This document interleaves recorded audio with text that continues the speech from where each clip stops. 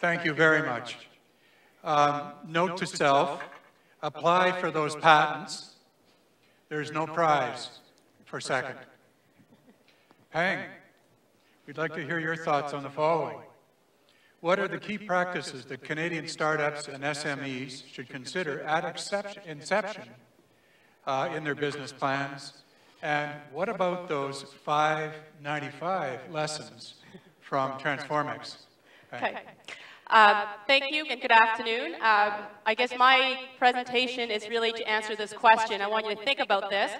In the midst of the world's worst recession, Transformix closed one of its largest deals, and we're not talking about a few dollars, we're talking about 5 times larger than the previous one, and double its business. This was in the mid of 2009, okay? And the short answer, it's export, that's what we're here to talk about. So I just want to give you a quick snapshot of Transformix, who we are, what we do, our very humble beginning in my basement in 1995, and how in the last 14 plus years we grew through export, and some of the lessons that we learned. Bear in mind, these are our lessons. You may take them and try to implement it in your business, or you can just listen today and throw it away, but this is what we learned at Transformix. So a quick snapshot, like I said, it was formed in 1995 by 4 partners in my basement. 3 are engineers and myself with a business background. We had one dream, which was to find a company that we would love to work in, build our career, and have fun. That was it. We didn't have technology. We just wanted to have fun.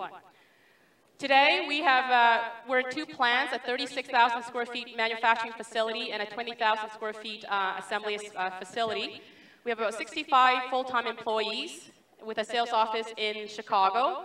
Our clients are Fortune 500 companies, mostly in Europe, Latin America, and the US. A little bit in Canada, we're the 5% that Paul talked about. So before 2005, things really changed for us in 2005. I'll give you a quick history. What you guys saw in 2009, beginning of 2009, where the automotive was going down, we saw it in our business because we provide custom automation. People were not buying, the automotives were not buying, majority of our business was in automotive. We nearly went bankrupt in 2005. I can tell you, between having a child and having to work the first week after he was born, my life was, can I say hell here? It was pure hell. So it was a really, really tough year. So in the midst of near bankruptcy, we decided that we have to change our strategy. We decided to focus on 2 core technologies and 7 industries. We dropped automotive completely. We went from 40% to 0 overnight. And we decided that majority of the head office, Canadian plant's head office, are foreign owned. And therefore, we have to go play in the sandbox where the big kids are playing, or else we might as well just close our doors. So the outcome of the changes is that it took us 2 years to implement these changes that I talked about. And since 2007, we have doubled our business every year. So what do we do? There's 3 streams of business that Transformix specialize in. The first 2 are custom automation. The first one is high-speed assembly machines.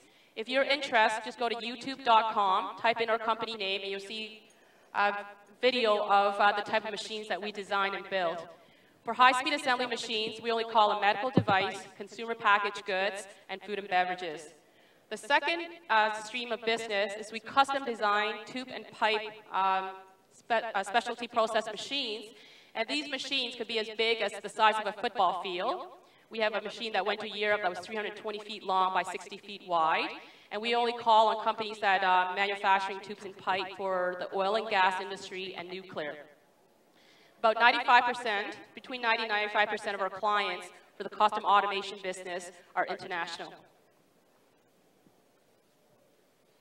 The third stream of our business is contract manufacturing, and that is more local.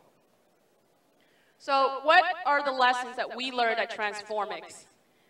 For those of you that are just starting out your business, we heard this from the very beginning, think international, think international. What we learned is that unless you make your mistakes locally, you can't go international. It is extremely expensive to make mistakes and having to go across the ocean to fix your mistakes. So learn your lessons, learn it here, get really good at it before you cross the ocean. It doesn't matter where you go in the world, clients want the same thing, quality, service, and price. So make sure you get those key things right before you go sell foreign.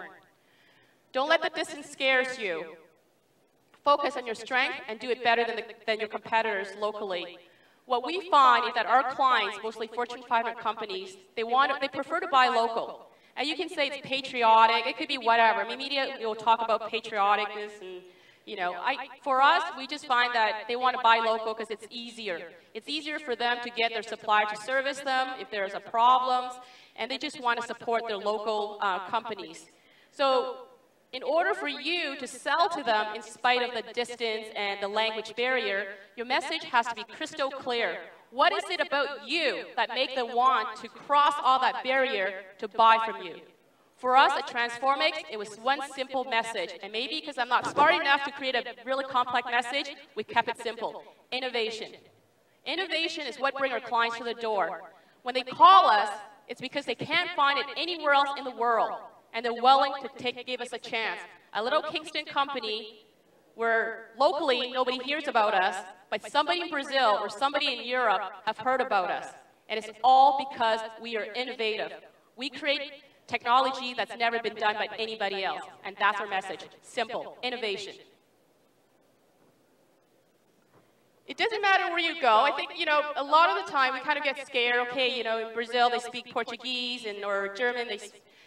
We're worried about the language barrier. But what we found is that a lot of the time, especially at the level that we deal with, everyone speaks English. So that makes it really easy for us. It is good, I find, to at least understand the culture before you go so that you're not offending them. But 95% of the time we found that they do speak English.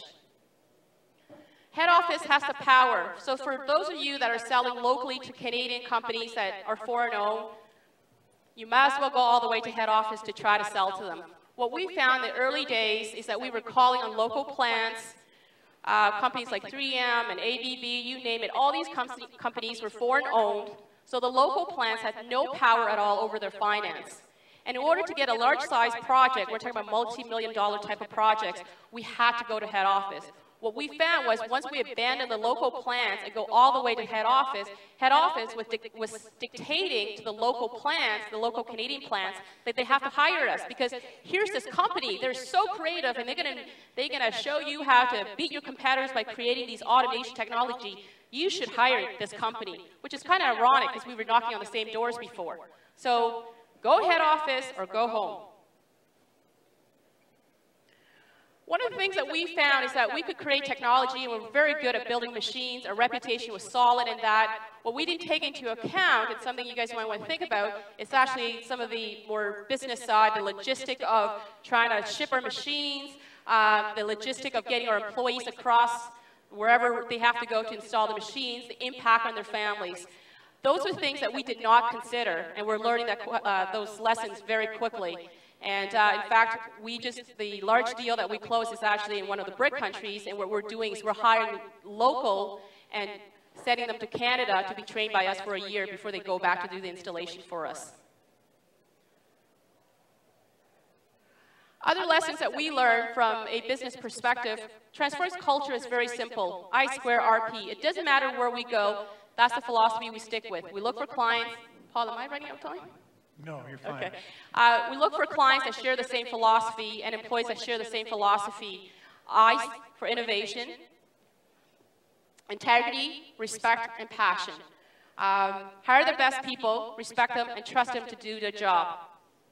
Communication, communication, communication. It doesn't matter where you go in the world. Clients want to know what you're doing. They're spending millions with you. They write you this big check, and they're praying that they'll get a machine at the end. So in order for you to make sure that they know what you're doing, you have to have a really good project manager who keep them abreast of everything that's going on back home. And that allows them to feel that they're part of the project and there's no surprises at the end. We learned that when we were selling local, is prevent surprises. The further the distance, the more you have to do this. So communication is extremely key to a successful project. That's Transformix in a nutshell and the lessons that we learned, and hope you get something out of it. Thank you, Paul. Peng, thank you. That's great messages.